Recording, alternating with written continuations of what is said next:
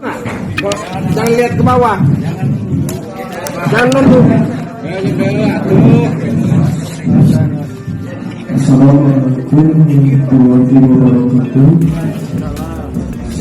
Saya atas cerita sebelum itu ada pertanyaan kita di media yang sedang membuat gabung yang kami katakan.